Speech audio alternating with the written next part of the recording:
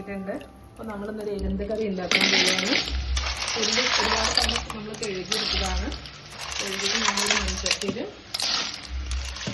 തക്കാളി, അതുപോലെ തന്നെ ഇഞ്ചി, പച്ചമുളക്, വെളുത്തുള്ളി ഇത്രയും സാധനങ്ങളിട്ട് നമ്മളിത് ആദ്യം ഒന്ന് നന്നായിട്ട് തിളപ്പിച്ചെടുക്കണം.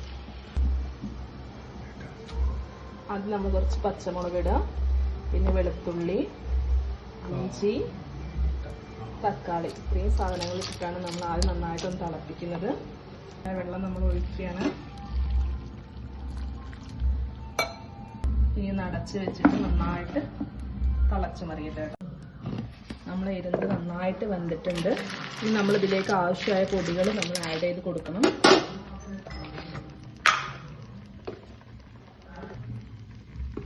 ഒരു 1/2 സ്പൂണ് മഞ്ഞൾപ്പൊടി,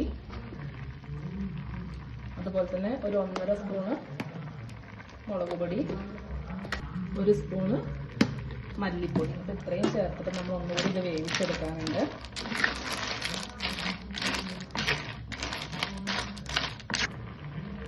നമ്മളിതിലേക്ക് ആവശ്യമുള്ള ഉപ്പ് ചേർക്കുന്നുണ്ട്.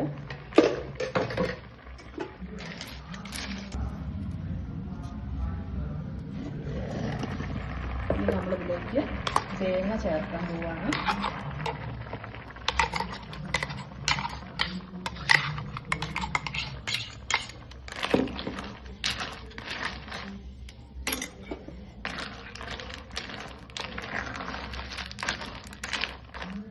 കുറച്ച് കറിവേപ്പില നമ്മൾ ആഡ് ചെയ്യുന്നുണ്ട്.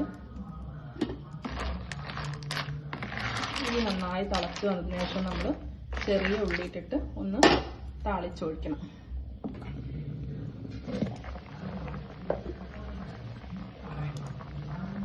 ഇനി നന്നായിട്ട് വെന്തിട്ടുണ്ട്. നമ്മളിത് ഇറക്കി വെക്കുകയാണ്.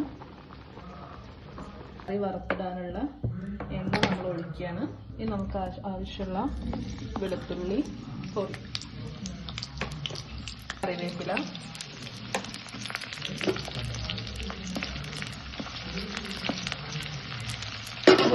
നമ്മുടെ ചെറിയുള്ളി, അതുപോലെ തന്നെ കറിവേപ്പില നന്നായിട്ട് ആയിട്ടുണ്ട്. നമ്മൾ ഉണക്കമുളക് കൂടി ഇട്ടിട്ട് നമ്മൾ കറിയിലോട്ട് ഒഴിക്കുകയാണ്.